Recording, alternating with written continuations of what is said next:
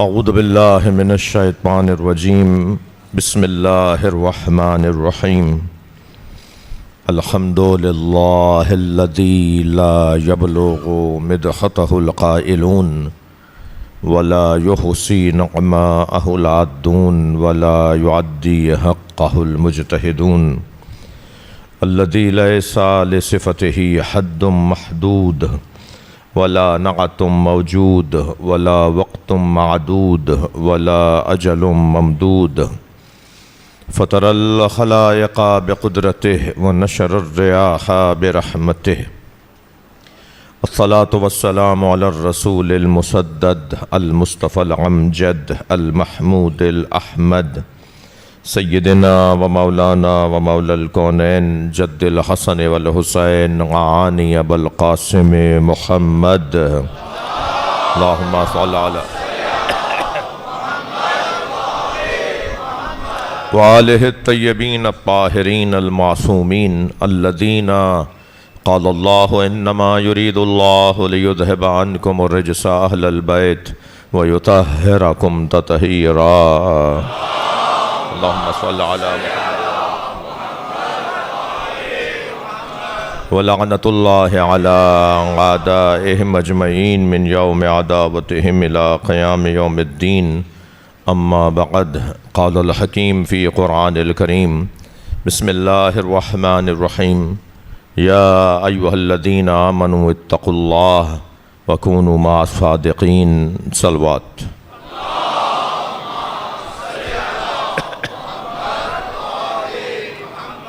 حاضرین مجلس اور بانیان مجلس ذاکرین مجلس کے تمام مرحومین کے مغفرت کے لیے ایک اور بلند صلوات اللہم صل علی محمد وعلی محمد۔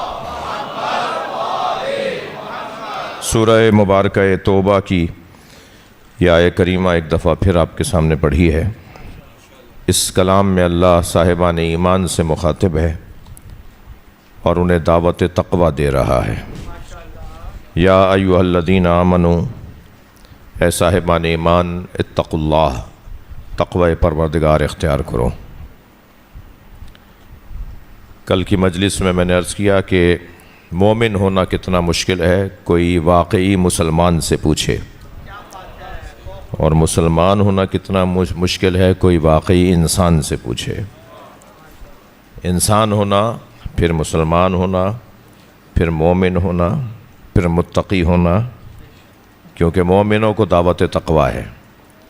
اگر تقوی پہلے ہوتا اور ایمان بعد میں ہوتا تو پھر مومنوں سے نہ کہا جاتا کہ متقی ہو جاؤ۔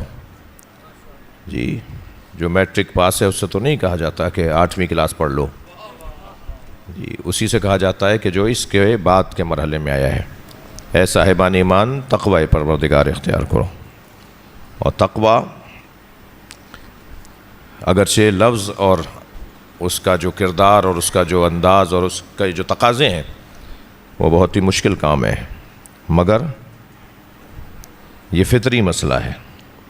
تقوی فطری مسئلہ ہے، ہم سب پیدائشی متقی ہیں۔ جی بس یہی جو ہر چیز نہیں کھاتا، یہ ہر چیز نہیں پیتا، یہ ہر ایک کی گود میں نہیں جاتا، یہ ہر ایک کے گھر نہیں جاتا، یہ جو ہمارا بچہ، چھوٹا سا بچہ جسے کسی نے پڑھایا نہیں ہے، وہ ہر کام نہیں کرتا، تو یہ فطری مسئلہ ہے۔ بس یہی کام جو نہیں کرنا، یہی جب قربتاً اللہ ہو جائے تو پھر یہ فطرت سے اختیارات اور اختیارات سے پھر ولایتوں تک لے جاتا ہے۔ یعنی پھر صاحبان کرامت لوگوں میں شمار ہوں گے وہ لوگ جو اپنی فطرت کو محفوظ رکھے آگے بڑھ رہے ہیں۔ فطرت پہ پیدا کیا اللہ نے، یہ فطرت پہ باقی رہا، فطرت پہ تمام کی زندگی، یہ ہے متقی۔ اب صاحبان تقوی کو دعوت دی جا رہی ہے کہ سچوں کے ساتھ ہو جاؤ۔ یعنی مومن ہونا مشکل، متقی ہونا مشکل، سب سے زیادہ مشکل کام کیا ہے؟ سب سے زیادہ مشکل کام ترتیب میں یہ ہے کہ سچوں کے ساتھ ہو جاؤ۔ سچوں کے ساتھ چلنا بہت مشکل کام ہے، تبھی تو کربلا میں 72 تھے، یہ مشکل کام تھا نا۔ مولا علی کنویں میں جا کر اپنے راز کی باتیں، اپنے دل کا غبار کنویں میں جا کر کہہ رہے ہیں, کوئی سننے والا نہیں ہے. یہ سچوں کے ساتھ چلنا مشکل تھا نا. ایک بہت بڑا نام ہے صوفیوں میں, خواجہ حسن بصری. وہ جب بھی کوئی قول سناتے تھے تو کہتے تھے قال رسول اللہ. تو کسی نے کہا بھائی آپ تو حضرت عمر کے زمانے میں پیدا ہوئے, آپ تو رسول اللہ کے دور میں تھے ہی نہیں, تو آپ کیسے کہتے ہیں قال رسول اللہ؟ تو کہنے لگے جو کچھ میں نے علی سے سنا ہے مجھے یقین ہے یہ رسول اللہ نے کہا ہے.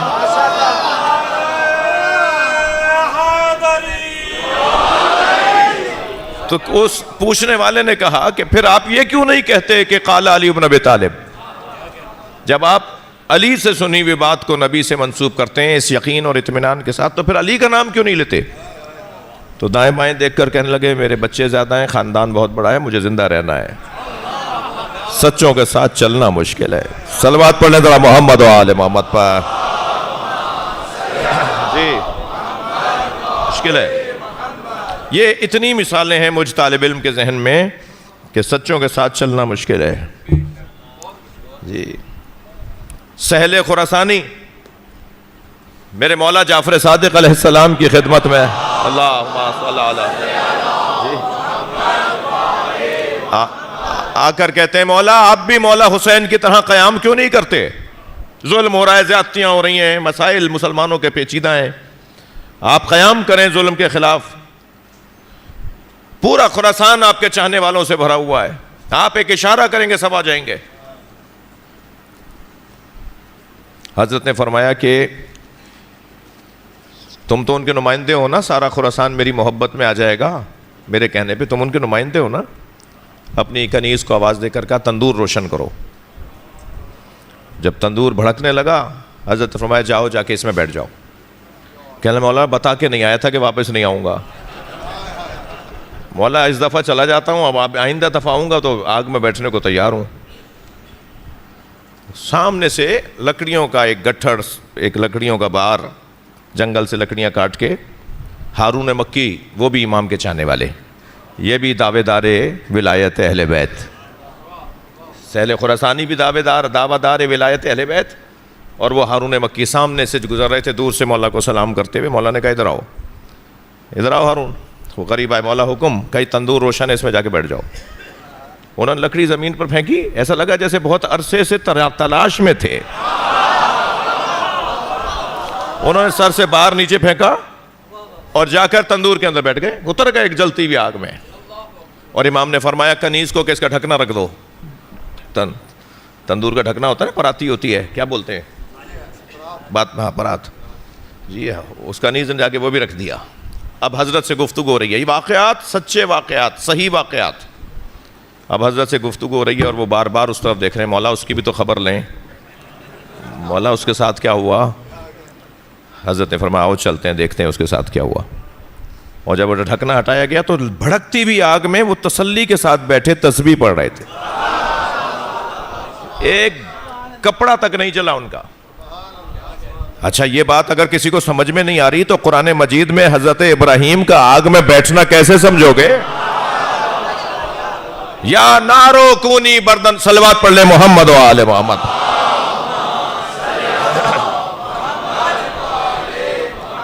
مشکل ہے نا, مشکل ہے.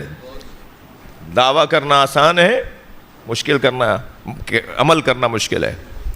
میں چھلانگ لگا دوں گا مولا کے کہنے پہ, اور جیسے کنارے پہ پہنچے کہنے لگے آج رہنے دو. یہ کیا ہوا بھائی؟ ایک دم دل کی دھڑکنیں بڑھنا شروع کیا, نہیں بھائی واقعی مر جائیں گے ہم تو. بہت مشکل ہے سچوں کے ساتھ چلنا. قرآن میں نہیں, امام حسین فرما رہے ہیں کہ ہمارے ساتھ چلنا آسان نہیں ہے.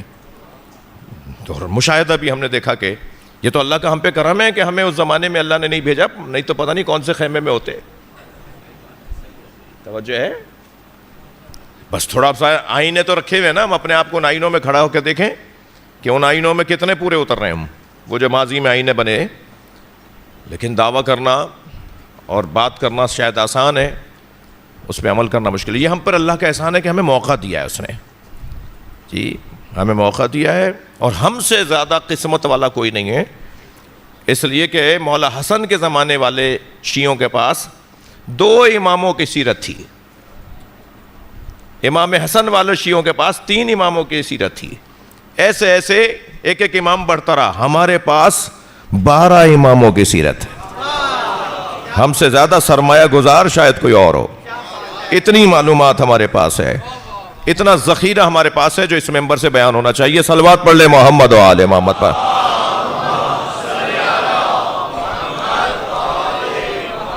تو کونوا مع الصادقین, سچوں کے ساتھ ہو جاؤ, یہ قرآن حکم دے رہا ہے. اور سچوں کے ساتھ چلنے کی یہ مشق ہے جو اس وقت میں اور آپ بیٹھے ہوئے مشق کر رہے ہیں, سوچ رہے ہیں, غور کر رہے ہیں. سچوں کے ساتھ ہونے کا حکم ہے. سچے اگر میں کہوں کہ صادقین کا قبیلہ, تو میں اگر لفظ بدل کے کہوں کلنا محمد, تو گویا کلنا محمد ہی صادقین کا قبیلہ ہے. یہ سب کے سب محمد ہیں. آپ کی سماعتیں میرے ساتھ ہیں. کل بھی آپ نے بہت اچھا مجھے سنا, میں ممنون ہوں آپ کا. اور آج بھی ایک جملہ یہیں کہتا ہوا گزروں کہ یہ سارا قبیلہ محمد اور علی کے گرد گھوم رہا ہے. یعنی یہ دو وجود نہیں ہیں, دو حقیقتیں نہیں ہیں. ایک حقیقت کے 2 جلوے ہیں جسے محمد اور علی کہا جاتا ہے. کبھی غور فرمایا آپ نے کہ محمد سے پہلے کوئی نام جڑتا نہیں ہے. ابراہیم محمد ایک سنا ہے نام کبھی؟ عیسیٰ محمد نام سنا ہے کبھی؟ ہاں, محمد عیسیٰ ضرور ہے, محمد ابراہیم ضرور ہے. کوئی لفظ, کوئی نام اچھے سے اچھا کسی نبی کا نام بھی ہو نا, وہ محمد سے پہلے جچتا ہی نہیں ہے. واحد نام علی ہے جو محمد سے پہلے اچھا لگتا ہے. محمد علی کہہ دیجئے یا علی محمد کہہ دیجئے. صلوات پڑھیں ذرا محمد و آل محمد پر. بھائی تھوڑی گردن ہلا دیجئے صلوات پڑھتے ہوئے بآواز بلند. اللہم صل علی. کوئی نام بھی نبی کے نام سے پہلے جچتا ہی نہیں ہے, مگر واحد نام علی کا ہے جو نبی سے پہلے رکھا جائے تب بھی اچھا لگتا ہے, نبی کے بعد رکھا جائے تب بھی اچھا لگتا ہے. کبھی غور فرمایا, شکل تو حضرت علی اکبر کی نبی جیسی تھی, نام علی تھا. شبیہ مصطفیٰ کا نام محمد ہونا چاہیے تھا نا. شبیہ مصطفیٰ کا نام علی ہے, شکل نبی کی دیکھو گے, نام علی کا ملے گا. کبھی غور فرمایا کہ 17 ربیع الاول کو میلاد نبی کا دن ہے نا, میلاد مصطفیٰ کا دن نا, سرکار دو جہاں کی آمد کا دن ہے. 17 ربیع الاول کو جو زیارت نامہ ہے نا, جو ائمہ نے فرمایا کہ اس دن کیا پڑھنا ہے, وہ امیر المومنین کی زیارت ہے. اللہ اکبر. اور 13 رجب کو نبی کی زیارت ہے. یعنی علی کے آنے کے دن نبی کو یاد کرو, نبی کے آنے کے دن علی کو یاد کرو. جائز ہے یہ سب.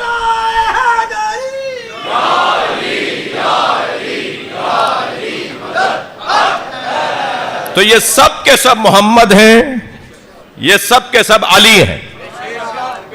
تھوڑا سا اور میں اپنی بات کو ایک دلیل کی صورت میں مضبوط کرتا ہوں. یا ابلیس, قرآن, یا ابلیس ما منعک ان تسجد لما خلقت بیدی. اللہ پوچھ رہا ہے شیطان سے, اے ابلیس تجھے سجدہ کرنے سے, اسے سجدہ کرنے سے کس نے روکا جسے میں نے اپنے دونوں ہاتھوں سے بنایا ہے؟ استکبرتا, متکبر ہو گیا تھا, ام کنت من العالین, یا عالین میں سے تھا. تھکے ہوئے تو نہیں ہیں؟ عالین علی کی جمع ہے, عالین جمع ہے علی کی. توجہ, تو متکبرین میں سے تھا جو تو نے سجدہ نہیں کیا میرے کہنے پر. یعنی سجدہ کون نہیں کرتا قرآن کی زبان میں؟ جو متکبر ہو. جو متکبر ہو وہ سجدہ نہیں کرتا, جو سجدہ نہیں کرتا وہ متکبر ہوتا ہے. یہ اللہ کہہ رہا ہے. تو نے جو سجدہ نہیں کیا تو کیا متکبرین میں سے تھا یا عالین میں سے تھا؟ یعنی بلند مرتبہ لوگوں میں سے. اور وہ بھی جمع ہے, ایک نہیں, دو نہیں, تین نہیں, 3 سے زیادہ. 3 سے زیادہ کچھ ہستیاں ہیں جو اس وقت میں تھیں. تبھی اللہ کہہ رہا ہے کہ کیا ان میں سے تھا؟ انہیں تو میں نے نہیں کہا تھا, انہیں کہنا ہی نہیں تھا مجھے, انہیں سجدہ ہی نہیں کرنا تھا آدم کو. وہی تھے بس 5 جنہیں سجدہ نہیں کرنا تھا. تو نے کیوں نہیں کیا؟ تو متکبر ہو گیا تھا اس وجہ سے نہیں کیا، یا ان میں سے تھا جنہیں سجدہ کرنا ہی نہیں تھا؟ نقن صاحب کا بڑا حسین جملہ ہے. نقن صاحب فرماتے ہیں یہ قبیلہ، یہ گھرانہ، یہ ہستیاں جب وہاں ہوتی ہیں تو سب علی ہوتے ہیں، جب یہاں آتے ہیں تو سب محمد ہوتے ہیں. صلوات پڑھ لیں محمد و آلہ اللہم صلی علی محمد و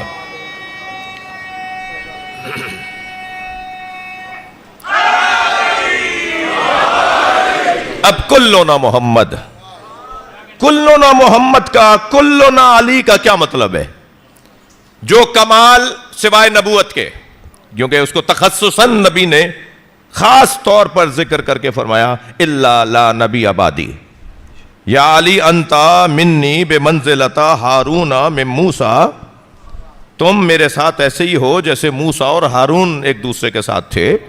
حضرت ہارون بھی تو نبی تھے، حضرت ہارون بھی معصوم تھے، حضرت ہارون بھی اللہ کی طرف سے بھیجے گئے تھے، حضرت ہارون بھی، حضرت موسیٰ تو تھے ہی، حضرت ہارون بھی عالم کتاب تھے، حضرت ہارون بھی صاحب اعجاز تھے. سارے کمالات، تمہاری نسبت میرے ساتھ وہی ہے جو ہارون اور موسیٰ کو تھی. الا لا نبی آبادی، بس کیونکہ ہارون نبی بھی تھے تو یہ واضح ہو جائے کہ میرے بعد کوئی نبی آنے والا نہیں ہے. اب میں یہاں ایک جملہ اور کہہ دوں، کچھ لوگ ایک جعلی حدیث لے کر آتے ہیں کہ اگر نبی کے بعد کوئی نبی ہوتا تو فلاں ہوتا، جو نبی کے بعد نبی ہوتا تو فلاں ہوتا، تو وہ پہلا خلیفہ کیوں نہیں ہوا؟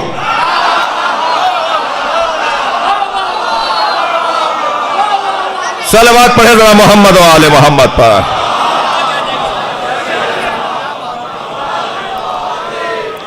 اور نبی کے بعد اگر کسی کو خلیفہ بننے کا حق ہے تو وہی ہے جو ہارون جیسا ہے. اے میرے علی، میرے بعد نبی نہیں ہو مگر سب کچھ تم ہی ہو میرے بعد. تو اگر کوئی نبی کے بعد حیثیت رکھتا ہے تو نبی کی اس حدیث کے مطابق علی ہے. مولا علی کی افضلیت کا مسئلہ اب سنی شیعہ کا نہیں رہا، اب سنی سنی کا ہو گیا ہے.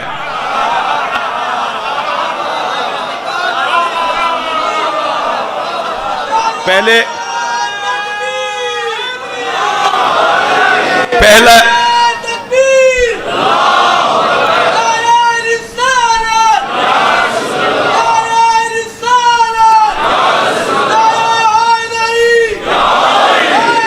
یا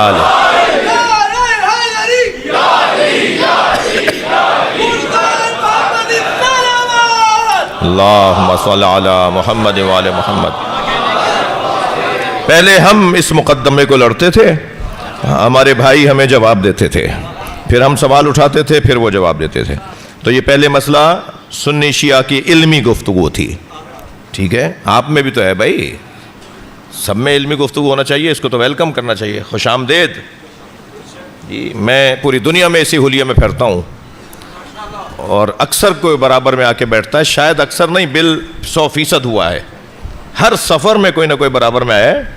آپ شیعہ مولوی ہیں، آپ سے سوال کر لوں تو میں پہلا جملہ یہ کہتا ہوں، میں پہن کے اس لیے پھر رہا ہوں کہ آپ سوال کر لیں. ہمارے بارے میں آپ خود سے فیصلہ کرتے ہیں. بھائی ہم سے کالے کپڑے تو میں پہنتا ہوں نا، تو دلیل بھی میں دوں گا. ماتم ہم کرتے ہیں تو دلیل بھی ہم دیں گے. سجدہ ہم رکھتے ہیں تو دلیل بھی ہم دیں گے. جو کام آپ نہیں کرتے وہ آپ کیسے بتائیں گے؟ آپ جو کرتے ہیں اس کی دلیل آپ دیں گے، میں جو کرتا ہوں اس کی دلیل میں دوں گا.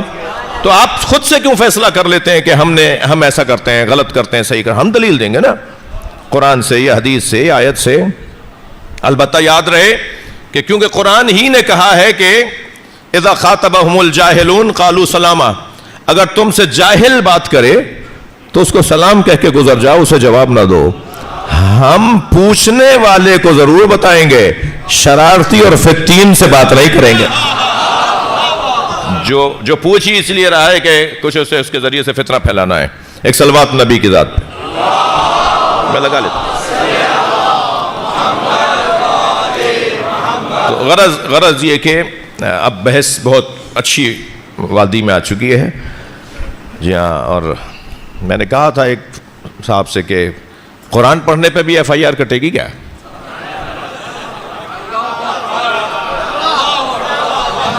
یہ پاکستان ہے. یہ پاکوں کا شہر اور ملک ہے. یہاں پر میرٹ پر بات ہوگی, قابلیت پر بات ہوگی کہ آپ قرآن پڑھنے پہ بھی ایف آئی آر کٹے گی. جی شام کے حاکم نے حضرت ابن عباس کو مولا کی شہادت کے بعد جب دیکھا تو کہا تم علی کو یاد کرتے ہو؟ علی چلے گئے دنیا سے, کیسا لگتا ہے, یاد آتے ہیں علی؟ تو ابن عباس کو تو موقع چاہیے تھا. ابن عباس نے مولا کی شان میں جو آیتیں تھیں وہ پڑھنا شروع کی, ایک آیت پر دوسری, دوسری پہ تیسری, آیتوں پر آیتیں, یہ بھی علی کی شان میں, یہ بھی علی کی شان میں, یہ بھی علی کی شان میں. میں نے خود سنا ہے نبی سے, سارے صحابہ نے سنا ہے, یہ بھی نبی کی شان میں. تو کہنے لگا کوئی اور بات کرو, میں نے تو ایسے ہی علی کا ذکر کر دیا تھا, کوئی اور بات کرو. تو حضرت ابن عباس نے بے ساختہ فرمایا انہانی ان تلاوت القرآن, تم مجھے قرآن پڑھنے سے روک سکتے ہو؟ تو اب اگر فضائل مولا علی میں قرآن پڑھا جائے گا تو پھر ایف آئی آر کٹے گی. لیکن میں تو یہ بار بار کہتا ہوں, خود بھگت بھی چکا ہوں, کہ اگر مولا علی کی شان بیان کرتے ہوئے اور علی کے دشمنوں پہ تبرہ کرتے ہوئے ایف آئی آر کٹ جائے تو اسے اپنے گلے میں ہار بنا کے ڈالو, تم رجسٹرڈ مولائی ہو گئے ہو. کیا پریشانی ہے؟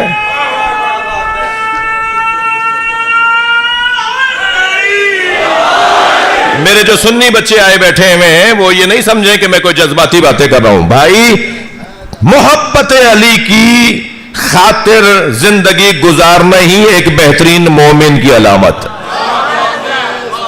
ہماری زندگیوں کا حاصل مولا کائنات کے فضائل کو بیان کرنا ہو, مولا کائنات کی عظمت کو بیان کرنا ہو, مولا کی تعلیم کو بیان کرنا ہو.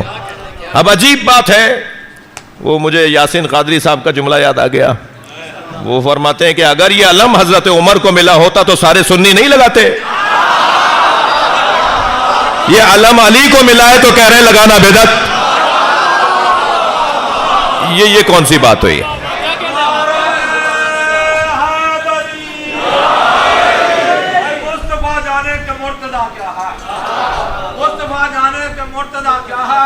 مرتضیٰ جانے کے مصطفیٰ کیا ہے, اندھیرے کیا جانے کے مزاج روشنی کیا ہے. اتنا تبرہ کرو آل محمد کے دشمن پر, زمانہ ہم سے پوچھے کہ آخر ان سے دشمنی کیا ہے. مجلس کا ماحول بڑا کشادہ ہوتا ہے, عالم مزاج کا ماحول نہیں ہونا چاہیے. ذکر میں بولنا چاہیے, کوئی دیکھے نہ دیکھے لیکن شبیر دیکھے گا. تو جس کی پیغمبر پاک کے ساتھ نسبت ہے وہ پوری جرات کے ساتھ نعرہ لگائے, ڈر کے وہ نعرہ لگائے جس کی مولا کے ساتھ نسبت نہ ہو. اونچا بول کے, پنجا کھول کے, حسین علی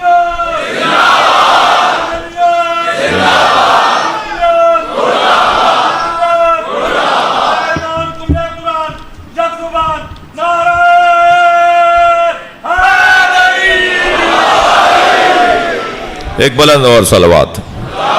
اللہم صلی علی محمد وعلی محمد.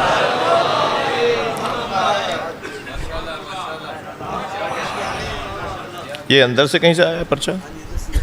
ہاں, تو میں ان کو جواب دے رہا ہوں کہ میں شخصیات پر منفی تبصرے نہیں کرتا, مثبت کرتا ہوں.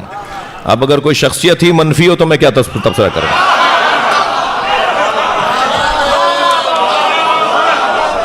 صلوات پڑھنے ذرا محمد وعلی محمد.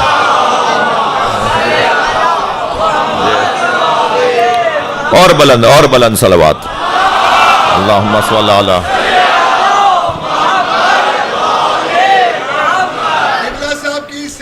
آپ سب کی اللہم صلی علی محمد وعلی. یہ سارا گھرانہ علی کا گھرانہ ہے, یہ سب کے سب محمد ہیں. ان محمد اور علی کے گرد ہی ہمارا سارا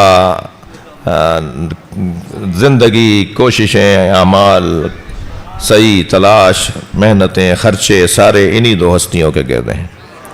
یہی اساس ہے, یہی عبادت خدا بڑے ہیں. یعنی ہمارے ترتیب میں اللہ, رسول اللہ اور علی ہیں. ہاں, اگر اوپر سے نیچے آؤ گے تو اللہ, رسول اللہ اور علی, اور نیچے سے اوپر جاؤ گے تو علی, رسول اللہ اور اللہ. یعنی اگر اللہ تک پہنچنا ہے نیچے والوں کو تو پہلے علی کو سمجھیں, پھر انہیں رسول اللہ سمجھ میں آئیں گے, پھر انہیں اللہ سمجھ میں آئے گا. اور اگر اوپر سے کوئی اوپر نیچے آ رہا ہے تو پھر وہ اللہ سے ہوتا ہوا آئے گا. تو نزولی اور سعودی، نیچے سے سعودی نہیں کہا ہے میں، سعودی کہا ہے جی، نزولی اوپر سے نیچے اور سعودی نیچے سے اوپر، تو یہی جو ہے وہ منزلیں ہیں، اور ان تک پہنچنا. تو اب یہ سب کے سب محمد ہیں، یہ سب ایک جیسے ہیں، ان کے جلوے مختلف ہیں مگر سب محمد ہیں. بلکہ نقن صاحب کی تعبیر بڑی حسین ہے. نقن صاحب فرماتے ہیں یہ سب محمد کے آئینے ہیں. آئینے میں کون نظر آتا ہے بھائی؟ آئینے میں وہی نظر آتا ہے نا جس کے سامنے آئینہ ہوتا ہے. تو نبی مکرم ایک ذات، ان کے گرد جتنے بھی اہل بیت، ائمہ اہل بیت ہیں، وہ سب نبی کی شکلیں دکھاتے ہیں. یعنی جب ہم آئینے میں دیکھتے ہیں تو گویا نبی نظر آ رہے ہیں، مگر نبی یعنی محمد جی. اور تمام تر کمالات ایک جگہ، مگر لا نبی آبادی، نبی نہیں ہے. ہم انہیں نبی نہیں مانتے، ہم ختم نبوت کے قائل ہیں. جو ہمارے اوپر کہتے ہیں نا کہ جب یہ سب ایک جیسے ہیں تو آپ تو نہیں. ہم کہہ رہے ہیں نا لا نبی آبادی، اس حدیث کو ہم بیان کر رہے ہیں نا، بار بار روک روک کے بول رہے ہیں کہ لا نبی آبادی، نبی کے بعد کوئی نبی نہیں ہے. مولا علی نبی نہیں ہے. ہاں اگر نبیوں کے زمانے میں آتے تو ایسے ہی لوگ نبی ہوتے ہیں، یہ اور بات ہے. یا اگر اس زمانے میں آتے تو یہی لوگ نبی ہوتے ہیں. اب یہ سب محمد ہیں. سب محمد ہیں کو کیسے میں ثابت کروں گا ان بچوں کے اوپر؟ ان کی عبادات محمدی، ان کے معاملات محمدی، ان کے اشارے محمدی، ان کی صراحتیں محمدی، ان کا اپنے رشتوں سے تعلق محمدی، سب محمدی. ان کا اپنے دشمنوں سے تعلق محمدی. جو انداز جیسا منہ بمنہ جی طابق النال بالنال، جیسا نبی مکرم کا انداز زندگی تھا ایسے امام رضا کا زندگی، ایسے ہی ائمہ اہل بیت. یہ سب کے سب مصطفین ہیں، یہ سب کے سب صادقین ہیں، یہ سب کے سب صادقین ہیں، یہ سب کے سب مرتضیٰ ہیں، یہ سب کے سب مصطفیٰ ہیں، یہ سب کے سب جعفر ہیں، یہ سب کے سب کاظم ہیں، یہ سب کے سب نقی ہیں، یہ سب کے سب تقی ہیں، یہ سب عسکری ہیں، یہ سب مہدی ہیں. یہ جلوے مختلف ہیں ضرورت کے مطابق، جیسے جیسے ضرورت ہوتی رہی. اس زمانے میں سچ بولنے اور حق بولنے اور بولنے کے ذریعے سے پیغام پہنچ رہا تھا تو جعفر صادق. جس زمانے میں پوری امت ایک سوچ رہی تھی اور اللہ کی مرضی کا اظہار کرنے کے لیے کوئی آیا تو وہ امام علی رضا. امام علی رضا کی زندگی یا کسی بھی امام کی اگر ہم جوڑ کے دیکھیں تو سب ایک ہی حقیقت کے جلوے ہیں. یہ سب محمد اور علی ہیں. کیسے؟ ان سب کی گرفت ایک ہے، ان سب کا بولنا ایک جیسا ہے. ایک شخص خواب دیکھتا ہے کہ میں مدینہ منورہ میں نبی مکرم کی خدمت میں حاضر ہوا ہوں. حضرت نے مجمع ہے، لوگ زیارت کرنے آئے ہیں، ہاتھوں کا بوسہ دے رہے ہیں، تسلیمات بجا لا رہے ہیں. جب میں قریب آیا تو میں نے حضرت کے ہاتھوں کا بوسہ دیا، حضرت کو سلام کیا. حضرت نے مجھے دیکھا تو آپ کے قریب ایک طبق کے اندر کھجوریں رکھی ہوئی تھیں. حضرت نے چند مٹھی کھجوروں کی اٹھا کر میرے دامن میں ڈال دیں. کہتے ہیں کہ میں خواب میں دیکھ رہا ہوں کہ میں وہاں سے اٹھتا ہوں، باہر جا کے گنتا ہوں تو وہ 18 دانے تھے. 18 دانے تھے. تو اب سوچنے لگا کہ کیا مطلب ہے اس کا، یہ خواب کی تعبیر کیا ہے. کہا پورے 2 دن کے بعد نیشا پور میں امام رضا کی سواری کو آنا تھا. تو میں بھی اس مجمع میں تھا جو امام کے استقبال کے لیے کھڑا تھا. جب امام نے ایک جگہ قیام کر لیا اور حضرت نے نماز جماعت نیشا پور میں پڑھائی تو میں بھی اس مسجد میں گیا جہاں حضرت تشریف فرما تھے. تو ایک ایک کر کے لوگ آگے بڑھ رہے تھے، میں بھی قریب گیا.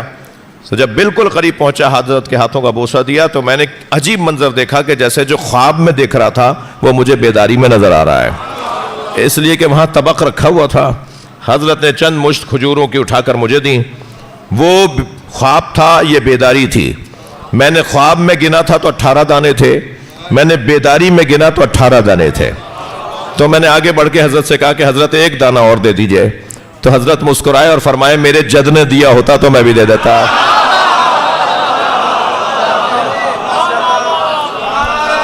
جی سبحان اللہ.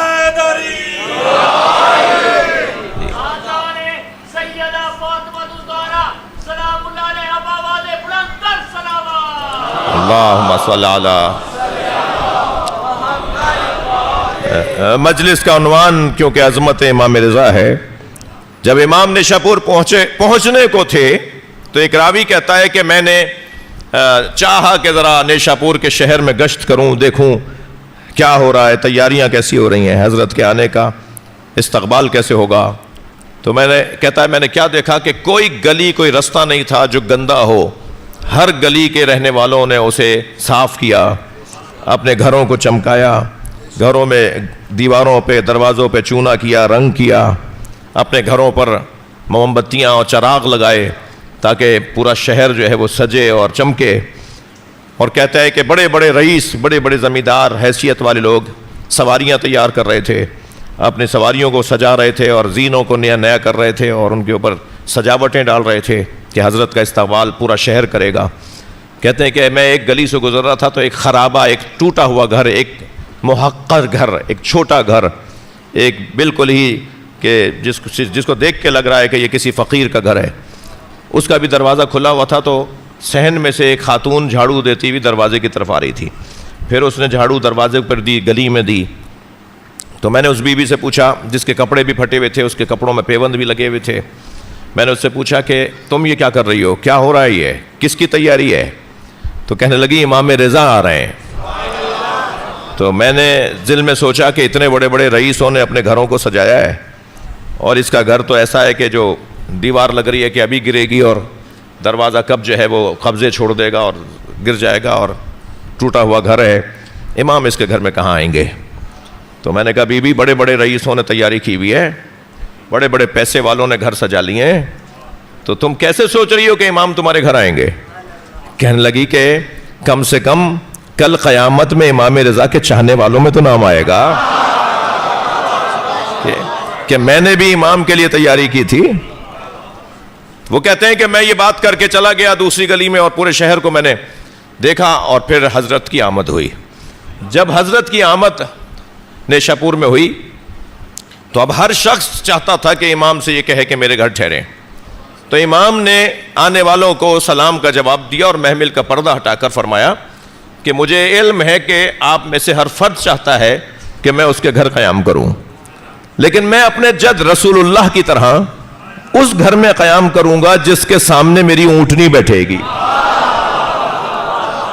کلنا محمد ذہن میں رہے، صلوات پڑھیں ذرا محمد و آل محمد.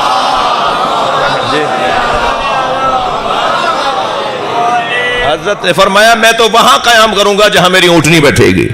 اب حضرت اپنے ناقے پہ سوار ہیں اور اونٹنی گلیوں میں گھوم رہی ہے. میں تھوڑی دیر یہاں ایک سانس لینا چاہتا ہوں. جو لوگ ذوالجنہ کو نہیں سمجھتے وہ نبی کی اونٹنی کو مانتے ہیں، جانوروں کے پیچھے لگے ہوئے ہیں، جانوروں کے آگے جھک رہے ہوتے ہیں. بھائی ہم عبادت نہیں کر رہے علم کی اور ذوالجنہ کی، ہم عبادت اللہ کی کرتے ہیں، مگر تعظیم ہر اس وجود کی کرتے ہیں کہ جس نے اللہ سمجھایا ہے. یہ قرآن کا قاعدہ ہے. شاعر اللہ سمجھانے والے لوگ، اللہ سمجھانے والے پتھر ہوں تو تم اس کو چومو، اللہ سمجھانے والا صفا اور مروہ کا پہاڑ ہو تو تم چکر کاٹو، اللہ سمجھانے والا زمزم کا کنواں ہو تو تم جا کے پیو. کیا یہ اللہ سمجھانے والے نہیں ہیں جنہیں علم اور ذوالجنہ کہا جاتا ہے؟ عین توحید ہے ہمارا کام. صلوات پڑھیں محمد و آل محمد پر.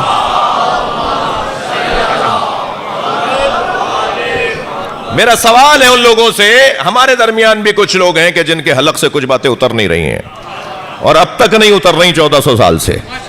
تو مجھے ان سے تو کوئی غرض ہی نہیں ہے. مجھے تو اس جوان سے اور اس بچے سے غرض ہے جس کے ذہن میں سوال ڈالا جاتا ہے تو اسے اس ممبر سے جواب ملے نا، اسے اس ممبر سے جواب ملے. میرا ان لوگوں سے سوال ہے جو ذوالجنہ کی تعظیم، شبیہ ذوالجنہ کی تعظیم پر منفی تبصرے کرتے ہیں. ان سے سوال ہے، سارے مسلمان مانتے ہیں اس بات کو کہ نبی نے فرمایا جہاں میری اونٹنی رکے گی. نبی اونٹنی کے پیچھے چل رہے ہیں معاذ اللہ. مسئلہ یہ ہے ہی نہیں بھائی. مسئلہ بتانے کا یہ ہے، مسئلہ بتانے کا یہ ہے جو نبی سے منسوب ہو جائے وہ تم جیسا نہیں ہے تو نبی تم جیسے کیسے ہے؟ رسول اللہ سے اگر جانور بھی منسوب ہو جائے تو اس کی تعظیم ہے. مسئلہ بتانے کا یہ ہے. کیسے سمجھیں گے, کیسے حلق سے اترے گا جدید لوگوں کے کہ نبی نے فرمایا جہاں میری سرکار فرماتے نا میں یہاں ٹھہروں گا, کوئی مانتا نہیں مانتا. یعنی پوری امت اونٹنی کے پیچھے چل رہی ہے.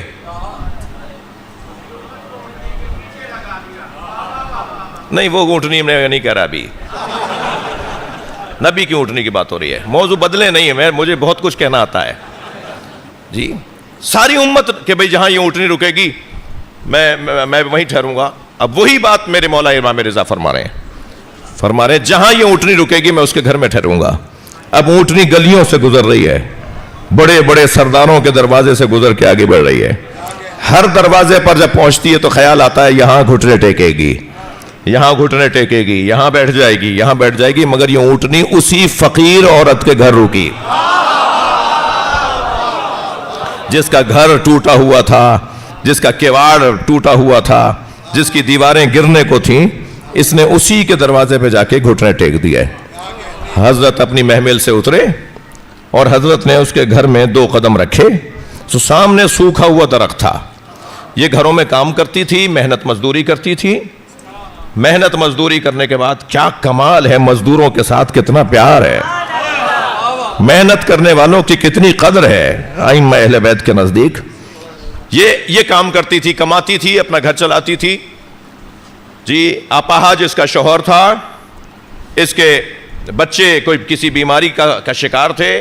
یہ محنت مزدوری کر کے اپنا گھر چلاتی تھی. اتنا تھا ہی نہیں کہ اپنے گھر کو بھی یہ مرمت کرواتی. تو حضرت نے سامنے اس کے گھر کے صحن میں درخت لگا دیکھا جو سوکھا ہوا تھا. تو حضرت نے اس درخت کو نگاہ بھر کے دیکھا اور فرمایا کہ یہ درخت ابھی ابھی ہرا ہوگا اور اس میں تازہ پھل لگیں گے.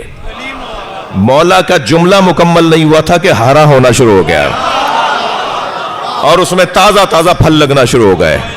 اور حضرت نے اس بی بی کو دیکھ کر کہا کہ بی بی تمہاری خواہش تھی نا میں تمہارے گھر میں آؤں, تو میں آ گیا تمہارے گھر میں. اب آج کے بعد تمہیں کسی کے گھر جا کے مزدوری کرنے کی ضرورت نہیں ہے. یہ جو درخت ہے نا اس کا پتا پتا تمہیں فائدہ پہنچائے گا. لہذا روایت کہتی ہے کہ جب پورے نیشا پور میں کوئی بیمار ہو جاتا تھا تو یہ اس کا چھوٹا سا پتے کا ٹکڑا دے دیتی تھی اور وہ بیمار کھاتا تھا تو اسے شفا ہو جاتی. اس کے پھل سے, اس کے پتوں سے, اس کی حتی لکڑی کے ٹکڑوں سے بیماروں کو شفا ہوتی تھی.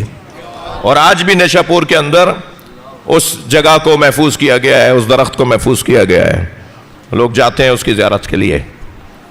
تو اس کے بعد اسے کسی کے گھر کام کرنے کی ضرورت نہیں پڑی ہے.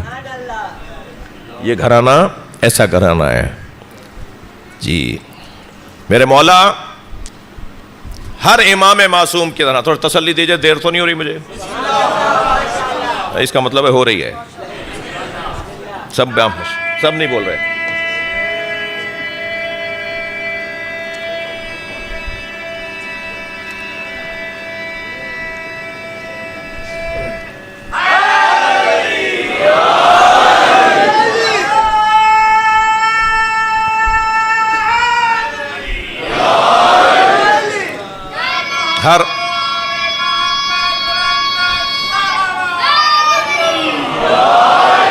ہر امام معصوم کی امامت کی ذمہ داری علیحدہ ہے.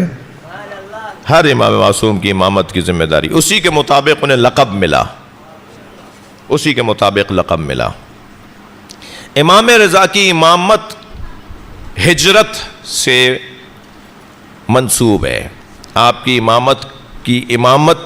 امامت کا عنوان ہجرت ہے. تمام معصومین مدینے میں رہے,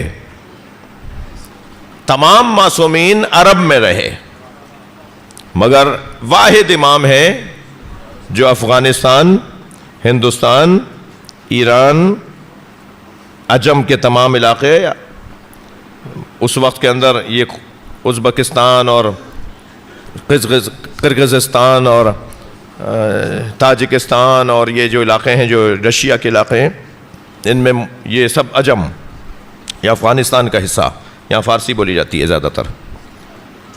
یہ سارا خطہ یعنی عرب دنیا 40% ہے دنیا میں, 60% عجم میں یہ ممالک آتے ہیں. یعنی آپ کمال دیکھیے امام رضا کا، آپ کی امامت کا کمال دیکھیے کہ عرب دنیا کے لیے اللہ نے 11 اماموں کو قرار دیا ہے، مگر عجم کے لیے امام رضا کو کافی جانا ہے۔ ایک امام رضا کافی ہیں جو اس پورے خطے کے لیے اپنی امامت کے ذریعے لوگوں کو ہدایت عطا کریں گے۔ صرف 2 ہستیاں جن کے لیے نبی کا ایک لہجے کا قول ہے، ستدفن ابنتی، یہ قول جناب ستدفن ابنی فی ارض توس، میرا ایک بیٹا توس میں دفن کیا جائے گا، یہ امام رضا کے لیے مولانا نبی کا فرمان۔ اور پھر آگے قول بڑھتا ہے ستدفن ابنی فی ارض توس ہوا بضعۃ منی، وہ میرا ٹکڑا ہے، وہ میری جان ہے جو توس میں میرا بیٹا دفن کیا جائے گا۔ اور بضعۃ منی کا قول اور لفظ یا امام رضا کے لیے نبی نے فرمایا یا جناب زہرا کے لیے؟ فاطمہ تو بضعۃ منی، فاطمہ میری وجود کا حصہ ہے۔ صلوات اللہم صلی علی۔ اور امام رضا کے لیے اور جناب زہرا کے لیے ایک لہجے کے دو ہستیوں کے لیے قول ہیں۔ خراسان میں دفن ہوگا میرا بچہ۔ غریب عربی میں کہتے ہی اسے ہیں جو وطن سے دور ہو، غریب یعنی وطن سے دور ہو۔ تغرب عن الاوطان فی طلب العلا، مولا علی کا مصرع، مولا علی کا شعر، مولا علی کے اشعار میں ایک شعر ہے، تغرب، غریب ہو جاؤ یعنی وطن چھوڑ دو۔ تغرب عن الاوطان، اوطان وطن کی جمع ہے، اپنے وطنوں کو چھوڑ کر چلے جاؤ، فی طلب العلا، بڑے مقصد کی خاطر۔ سافر ففی الاسفار خمسۃ فوائدی، سفر کرو، سفر کرنے سے 5 فائدے ہوتے ہیں، مولا علی فرما رہے ہیں۔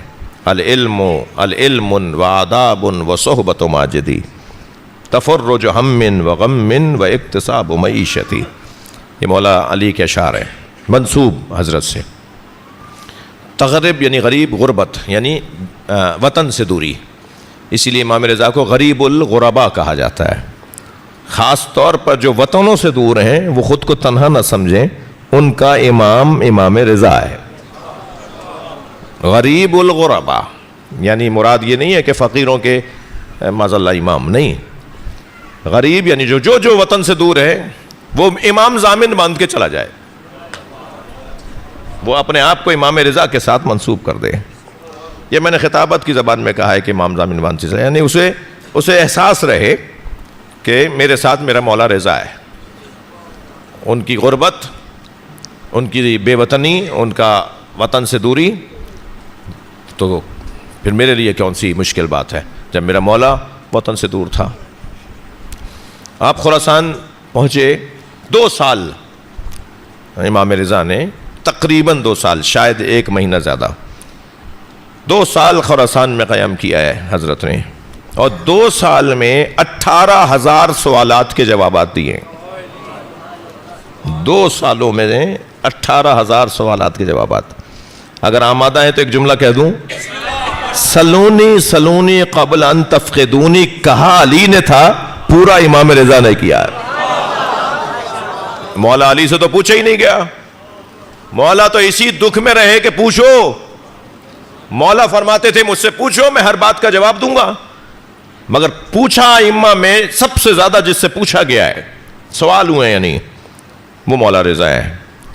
مختلف دن تقسیم تھے، اب تھوڑی تاخیر ہو جائے تو بھائی گوارہ فرمائیے۔ مختلف دن تقسیم تھے کہ آج عیسائی آئیں گے، آج یہودی آئیں گے، آج دہری آئیں گے، پھر مسلمانوں میں جو مختلف مسلک تھے وہ آئیں گے۔ تو حضرت کی بارگاہ میں دہری آتے تھے وہ اپنے حساب سے، تو 80 مناظروں کا حضرت نے 80 مناظرے کیے ہیں، 18,000 سوالات کے جوابات دیے۔ ایک دن ایک دہریہ نے کہا کہ آپ کہتے ہیں کہ اللہ ہر شے پہ قدرت رکھتا ہے؟ حضرت نے فرمایا لا ریب ان اللہ علی کل شیء قدیر، اللہ ہر شے پہ قدرت رکھتا ہے۔ کہنے لگا اگر اللہ ہر شے پہ قدرت رکھتا ہے تو پھر کیا مرغی کے انڈے میں پوری دنیا کو ڈال سکتا ہے؟ 2 قدم آگے بڑھ کر اس نے جیب سے مرغی کا انڈا نکالا اور حضرت کو دیتے ہوئے کہا کہ آپ کا اللہ اس کے اندر پوری دنیا کو ڈال سکتا ہے؟ حضرت نے فرمایا تو کرتا کیا ہے، تیرا کام کیا ہے؟ یہ سوال حضرت نے اس لیے فرمایا کہ پیشہ ماحول انسان کے ذہنی اور فکری معیار کو مرتب کرتا ہے. ہر شخص کا ذہنی معیار اس کے پیشے کے مطابق بنتا ہے. تو پہلے پتہ چلے کرتا کیا ہے، تو پھر اس کا ذہن سمجھ میں آ جائے گا، معیار سمجھ میں آ جائے گا، پھر اسے جواب دے دیں گے. حضرت فرمایا تیرا کام کیا ہے؟ کہنے لگا میں بڑھئی ہوں، کھاتی، نجار، کارپینٹر. حضرت نے فرمایا یہ میرے ہاتھ میں لکڑی کا عصا ہے، اس سے مجھے تخت بنا دے. تو تخت بناتا ہے نا، کرسی بناتا ہے، ممبر بناتا ہے، کارپینٹر ہے نا. یہ میرے ہاتھ میں عصا ہے لکڑی کا، اس سے مجھے تخت بنا دے. کہنے لگا میں تخت بنا سکتا ہوں مگر اس عصا میں صلاحیت نہیں ہے کہ یہ تخت بنے. حضرت نے فرمایا یہی تیرا جواب ہے. اللہ ہر شے پر قدرت رکھتا ہے، انڈے میں صلاحیت نہیں ہے کہ دنیا کو لے سکے.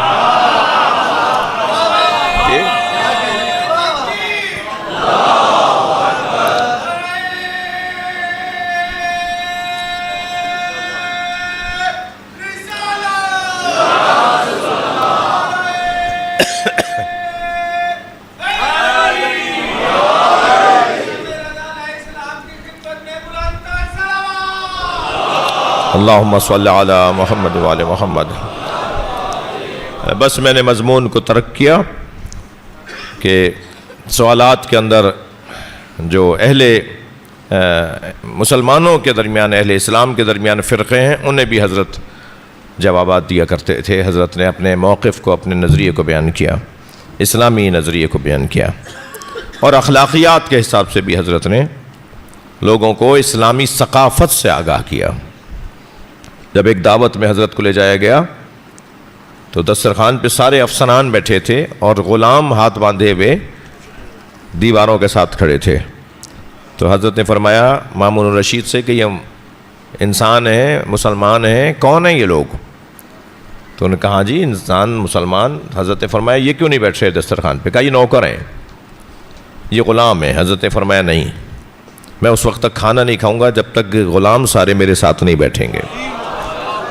تو حضرت نے ایک افسر ایک غلام، ایک افسر ایک غلام، ایک افسر ایک غلام، خود ترتیب دلوایا دسترخوان خود سجوایا کہ یہاں ایک غلام بیٹھے پھر ایک افسر بیٹھے. یعنی پورے دسترخوان کو حضرت نے اس فرق اور تفریق سے مٹا دیا کہ یہ امیروں کا دسترخوان ہے. جی مولانا اندر آ جائیے، آپ کے لیے کھانا اور بنایا ہے. اور باہر کون کیا کھا رہا ہے؟ جی پتہ نہیں کیا کھا رہا ہے. اور بعد میں جب پوچھتا ہوں نا میں اپنے اسٹاف سے تم نے کھانا کھایا؟ تو کہتے ہیں مولانا ہاں دال کھائی ہے.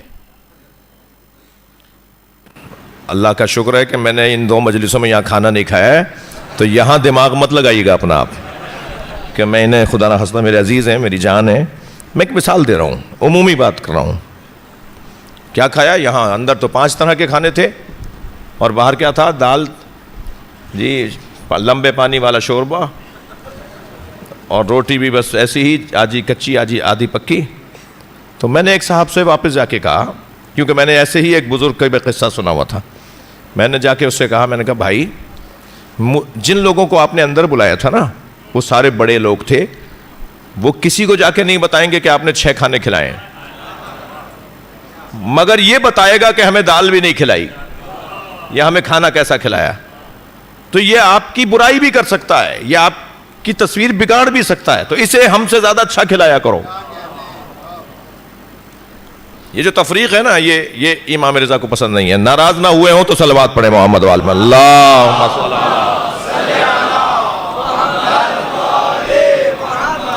ہاں مجھے پتا ہے بڑی پھر شیطان ہمیں جملے ڈالتا ہے ہمارے دماغ میں. مولانا مہمانوں کا خیال، مولانا اتنی دور سے آپ آئے ہوئے تھے، مولانا اگر ہم ایک ہی کھانا رکھ دیتے، 2 ہی رکھ دیتے تو لوگ کہتے مہمانوں کا خیال نہیں کیا. تو وہ جو ہیں وہ کون ہیں؟ وہ بھی تو مہمان ہیں نا. تو بہت مشکل دور ہے اور بہت مشکل انداز اور طریقے ہیں. مجالس میں روحانیت اور معنویت میں کمی آتی جا رہی ہے. پہلے ہمارے ذاتی کھانوں کے اندر تفریق تھی، اب نیازوں میں بھی تفریق ہے. ٹھیک ہے جی، اب نیازوں میں بھی تفریق ہے. لہٰذا اب تو بوفے سسٹم ہے. جی پہلے لائن میں لگ کر تبرک ملتا تھا، جی لائن میں دھکا کھا کے ہاتھ پھیلا کے کہتا تھا مجھے دے دو، اور وہ مرمرے اور بتاشے اور نقطیاں اور نمک بارے اور مونگ پھلی اور جی چنے کی دال اور صاحب چنے وہ مٹھی بھر کے دیتا تھا، اور اسے ایک دانہ گر جانا، ہاں ایک دانے کے گر جانے پر وہ عزت ذلت کا مسئلہ بناتا تھا کہ پیر بچاؤ تبرک گر گیا ہے۔ لہٰذا دعائیں بھی قبول تھیں، زندگیوں میں سکون بھی بہت تھے، آپس میں محبتیں اور احترام کے رشتے بھی بہت تھے۔ جب ہم اپنے ہاتھ سے نیاز نظر کی بے قدری کریں گے تو پھر برکتیں کیسے ہوں گی؟ کھلائیں بٹھا کر، اب وہ کیا وہ نوکر کرسی لگائے بیٹھے ہیں، سیٹھ صاحب جاگیردار صاحب نوکر کام کر رہے ہیں سارے۔ بھائی نوکر تو بڑا سیانہ ہے، آپ سے پیسے بھی لے گا اور امام حسین سے شاباش بھی لے گا۔ آپ کے گھر کی مجلس سے آپ نے خود فرش کیوں نہیں بچھایا؟ کمال تو یہ ہے کہ آپ وفاقی سیکٹری ہوں، کمال تو یہ ہے کہ آپ ڈائریکٹر کالجز ہوں، آپ مثلا 22ویں گریڈ کے افسر ہوں اور عزاداروں کے جوتیاں سیدھی کریں اور فرش امام حسین کو اپنے ہاتھ سے بچھائیں۔ ہم اگر چاہتے ہیں کہ ہمارے معاملات بہتر ہوں تو کسی سے گلوا شکوا کرنے کے بجائے اپنے رویوں کو جو امام رضا نے ہمیں سبق دیا ہے اسے بہتر کرنے کی ضرورت ہے۔ صلوات نبی کی ذات پر۔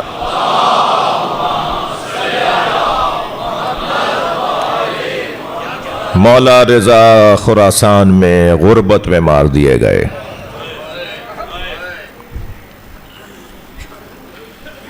واحد امام ہیں جنہوں نے اپنی زندگی میں اپنا نوحہ پڑھنے کا حکم دیا۔ جب مدینہ منورہ سے روضہ رسول سے رخصت لینے کے لیے، جب آپ کو مدینے سے خراسان لے جانے کے لیے لشکر آیا، مامون نے پورا لشکر بھیجا تھا، پورے مدینے میں سپاہی گلیوں میں ایک اپنا اثر ڈالنے کے لیے پورے مدینے کو گھیرا ہوا تھا۔ کیوں آئے ہیں؟ امام رضا کو لے جانے آئے۔ امام نے اپنے اہل خانہ سے رخصت لی، اپنے خاص اصحاب سے جن کو کچھ راز کی باتیں بتانی تھیں ان سے رخصت لی، اور پھر حضرت نے فرمایا کہ میں اب روضہ رسول اپنے جد کے مزار پر انہیں سلام آخر کو جاؤں گا۔ اور جب مزار پر پہنچے تو حضرت نے روزے کو بوسہ دیا، قبر کو بوسہ دیا، سلام پڑھا، اور پھر وہاں مجمع لگا ہوا تھا، شاید اس وقت کے حساب سے ہزاروں کی تعداد میں لوگ تھے جو امام کے اس پورے عمل کو دیکھ رہے تھے۔ تو امام نے ان کی طرف رخ کر کے ان سے ایک جملے میں خطاب فرمایا اور فرمایا جو جو مجھے چاہتا ہے وہ میرا نوحہ پڑھے، وہ میرا نوحہ پڑھے۔ اور پھر حضرت نے خود اپنا نوحہ یعنی اپنی شہادت کا نوحہ، ایک فی البدی شاعر نے نوحے کے مصرعے کہے، حضرت نے وہ نوحہ سنا، اور پھر حضرت سوار ہوئے، رستے میں مختلف جگہ قیام رہا، پھر آپ نیشا پور سے خراسان پہنچے اور وہاں 2 سال حضرت رہے۔ ان 2 سالوں میں جو حضرت کے جنہیں حضرت بار بار اپنے پاس شرف باریابی دیتے تھے، ان میں ایک شاعر اہل بیت جناب شہید، انہیں بھی شہید کیا گیا بعد میں، حضرت دیبل خزائی تھے، شاعر تھے دیبل خزائی، شہید کیا گیا۔ ان کی زبان کو کھینچ کر کاٹا نہیں گیا، کھینچ کر توڑا گیا۔ دیبل خزائی، وہ جو مقاتل الشیعہ میں کتاب جس کا کہہ رہا تھا، اس پہلی جلد میں دیبل خزائی کے حالات بھی میں نے لکھے ہیں۔ یہ 2ری صدی ہجری کا واقعہ ہے۔ حضرت دیبل خزائی مولا کے شاعر، محرم ان 2 سالوں میں محرم بھی تو آیا، بس یہ روایت مجھ سے سن لیجئے آپ، ان 2 سالوں میں محرم بھی تو آیا نا 2 دفعہ۔ تو دیبل خزائی میرے مولا کی خدمت میں آئے 2 محرم کو، 1 سال محرم میں 2 محرم کو دیبل خزائی امام رضا کی خدمت میں آ کے کہتے ہیں مولا میں نے آپ کے جد حسین کا مرثیہ لکھا ہے۔ حضرت فرمایا دیبل ذرا صبر کرو، اپنے غلام کو کنیزوں کو بلایا، حضرت فرمایا پردہ آویزاں کرو اور ساری بیویوں سے کہو، حرم کی بیویوں سے، سیدانیوں سے، ان سے کہو کہ پردے کے اس طرف آ کے بیٹھ جائیں۔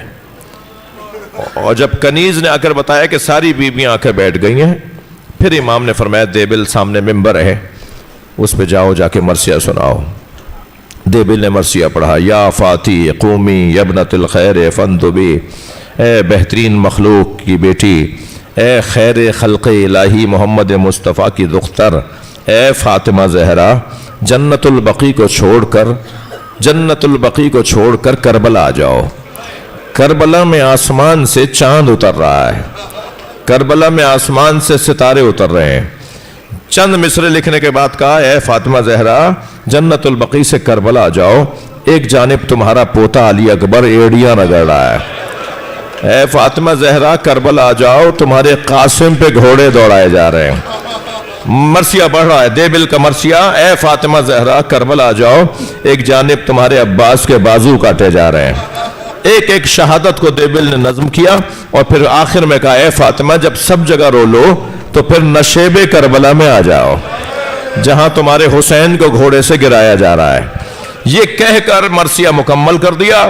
امام رضا بھی رو رہے تھے، بیویاں بھی رو رہی تھیں، وہاں بیٹھے ہوئے اصحاب بھی رو رہے تھے، مگر امام نے دیبل کو اترتے ہوئے جب دیکھا تو کہا، دیبل ذرا بیٹھے رہو، اس میں 2 مصرے اور بڑھا دو۔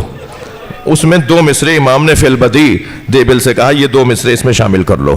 اور وہ 2 مصروں کا مفہوم یہ ہے کہ اے سیدہ، جب آپ کربلا میں رو چکے تو خراسان میں اپنے غریب بیٹے کی قبر پہ بیٹھ، خراسان میں اپنے غریب بیٹے کی قبر پر بھی آ جائے۔ تو دیبل نے وہیں سے بیٹھے بیٹھے کہا، مولا مجھے نہیں پتا بی بی کے کون سے بیٹے کی قبر خراسان میں ہے۔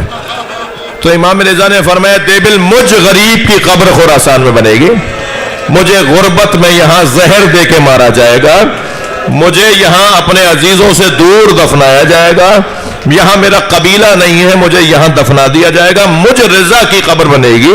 میری جدہ زہرا سے کہو کہ وہ خراسان میں اپنے بیٹے علی ابن موسیٰ رضا کی قبر پر آ جائیں۔ دیبل نے مصروں میں اضافہ کیا۔ جب دیبل نے یہ پڑھا نا تو ایک کنیز پردہ ہٹا کے باہر آئی اور دیبل کو اشارہ کر کے کہنے لگی، خاموش ہو جاؤ، بس روک دو مرثیہ، معصومہ قم بے ہوش ہو گئی ہیں۔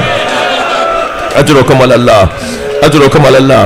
میں بی بی معصومہ سے ہاتھ جوڑ کر کہوں گا، بی بی ابھی تو خبر شہادت سنی تھی، آپ سے برداشت نہیں ہوا، سلام ہو زینب کبریٰ پر، تلہ زینبیہ پہ کھڑی بھائی کو دیکھتی رہی، شمر خنجر چلاتا رہا، بار بار علی کی بیٹی آوازیں دیتی رہی، کوئی ہے جو میرے ماجائے کو بچائے۔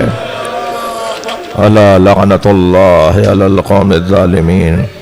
یا اللہ ان آوازوں پر رحمت نازل فرما، رونے والوں کی توفیقات میں اضافہ فرما، بانیان کے رزق اور عزت میں اضافہ فرما، ہم سب کی عاقبت بخیر فرما، امام زمانہ کے ظہور میں تعجیل فرما، دعاؤں کی قبولیت کے لیے بآواز بلند صلوات۔